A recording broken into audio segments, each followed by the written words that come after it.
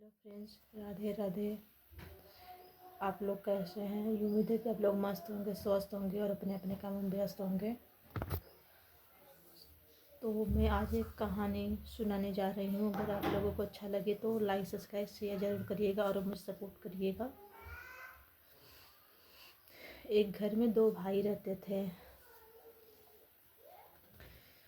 दोनों भाई को दो बच्चे थे। दोनों लोगों की एक लड़की दो लड़का, छोटे को भी बड़े को भी, दोनों के एक लड़की दो लड़का, एक लड़की दो लड़का, दोनों के थे। तो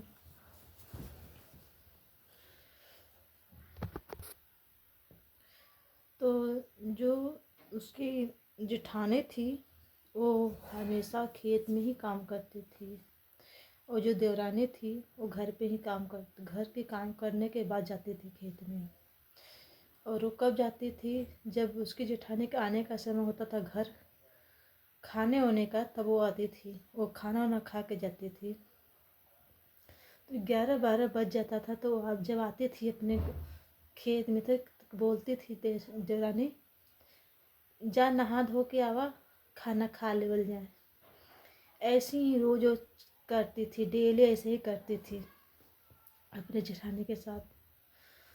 तो एक कोई भी बात रहता था, जैसे कि जो उसके जेठ जी थे बहुत हरामी थे। उसके जो जेठ जी थे बहुत हरामी थे। वो अपने पत्नी को बहुत मारते पीटते थे, बहुत ज़्यादा मारते पीटते थे। और मारते किस लिए थे? जो उसकी देवरानी थी ना, वो कोई न बात के लिए अपने जेठ जी से झगड़ा लगा देती थी।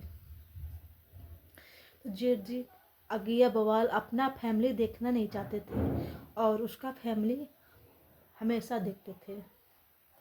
जैसे उनको अपनी फैमिली के लिए जैसे नफरत पैदा हो जाए वैसे ही था, और उनके फैमिली के लिए जान देते थे। तो ऐसे ही जब वो कुछ कहती थी तो वो अपने पत्नी को बहुत मारता था, बहुत ज़्यादा मारता था। अपनी पत्नी का कभी कदर नहीं करता था, कभी भी कदर नहीं करता था। और देवरानी, उसको तो मज़ा आ रहा था क्योंकि हमको काम नहीं कर पड़ना पड़ रहा है, घर पे अपना आराम से खाना बनाती थी। खा कर एक बार तब जाती थी खेत में। 11 बज जाता था तब आती थी, कहती थी जाओ नहा लो तो खाना खाया जा। डेली ऐसे ही करती थी। तो उसकी जब बड़ी वाली मतलब उस जेठानी की लड़के की शादी हो जाती है, वो उसके भी साथ वही हालत करता था। लेकिन फर्क ये है कि उसके बेटे भी कुछ नहीं बोलते थे, और जो हुक्म उसके साथ चलाती थी उसकी देवरानी, वही उसके जेठानी के साथ और उसकी बहू के भी साथ वही करती थी। पर घर में कोई इज्जत बहू का नहीं करता था।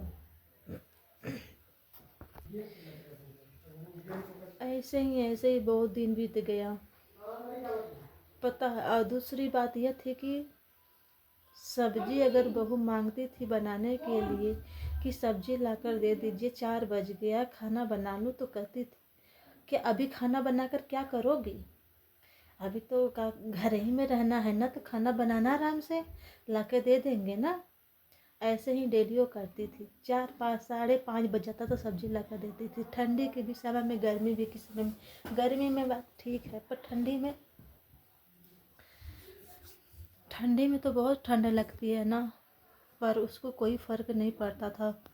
सास को कुछ नहीं, डर के मारे करती थी कि अगर हम कुछ कहेंगे तो मेरे हस्बैंड मुझे मारेंगे, इसलिए वो अपने बहू को कुछ भी नहीं करती थी और अपने बहू के पास बैठती भी नहीं थी। पर उसकी जो जेठानी थी ना, क्योंकि वो झगड़ा बहुत लगाती थी ना, बहुत ज़्यादा झगड़ा लगाती थी, क्या बताए।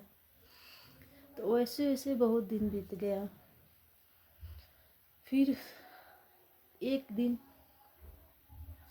और ऐसे ही हुआ। छोटी छोटी बात के लिए, हर छोटी छोटी बात के लिए वो झगड़ा लगा के अपने जेठानी को हमेशा मरवाती थी और बहू को भी ऊपर अत्याचार करती थी। पर बहू बहुत सीधी थी, कुछ बोलती नहीं थी। फिर दूसरे भी बेटे की उसकी शादी हो गई। पर दूसरी वाले की भी साथ वही हालत करता था, पर दूसरी वाली थोड़ा तेज थी। दूसरी वाली तेज क्या थी, थोड़ा वो गरीब घर की थी, तो इसलिए उसके साथ भी वही अत्याचार होता था, क्योंकि वो गरीब घर की थी। उसकी शादी कोई और किया था, उसके पापा नहीं थे, इसलिए उसकी शादी कोई और किया था। उसके साथ भी वही होता था। वो भी बहुत झेली, बहुत ज़्यादा झेली। तो उसके एक बेटा होता है छोटी वाली को,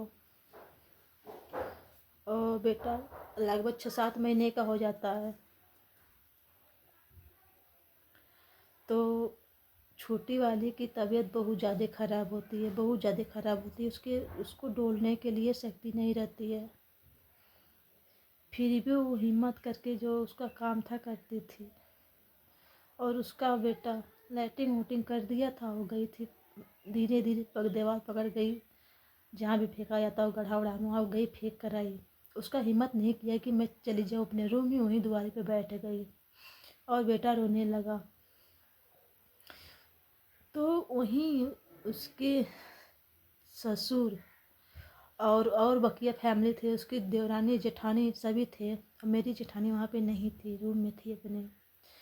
और मेरी मेरी दोनों, यानी जो मेरी सासू माँ थी और जो सासू माँ की देवरानी थी, दोनों लोग, मतलब जो उसकी देवरानी जेठानी थी, दोनों लोग सब अपने अपने रूम, सभी लोग अपने अपने रूम में रहते थे। उस समय कोई नहीं था, पर वहाँ सब लोग सुन रहे थे कि बच्चा रो रहा है, पर किसी ने वो बच्चे को हाथ नहीं लगाया। तो हम देखें, मतलब वो बहू देखी कि बच्चा रो रहा है दूध के लिए, तो गई दूध लेने। पर दूध जैसे ही निकालने के लिए गई, बच्चा बहुत तेज रो रहा था। ससुर को बहुत गुस्सा आया कि यही मेरे कपार पर टीवी देख रहे थे, उसको डिस्टर्ब हुआ और गया बहू को लगा मारने। पर बहू कुछ नहीं बोली। जब घर में बोली तो कही जाने दो, सब लोग यही कहते थे जाने दो, उसका दिमाग नहीं काम कर रहा हो, वो पागल है। ऐसे ही सभी लोग ऐसे कहते थे। पर जो बहू थी वो कुछ नहीं बोली, 2-3 दिन तक खाना नहीं खाई। पर उसे सभी लोग गुस्से में उसके मैके पहुंचा दिए।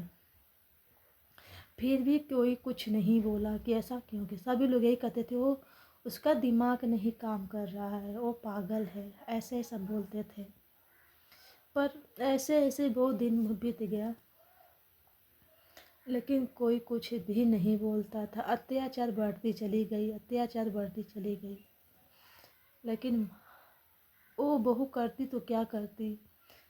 फर्क यही था कि जब उसके बेटे कुछ नहीं कहते थे तो वो बहू कह के क्या करेगी, कितना कब तक बहू कहेगी कुछ, क्योंकि वो तो उनके खुद के हैं। और बहू तो बेगाना होती है, दूसरे के घर की आई रहती है, तो वो कैसे कोई कुछ कहेंगी। ऐसे ही डेली डेली डेली ऐसे ही बीतता चला गया, बीतता चला गया, पर किसी को कोई फर्क नहीं पड़ा।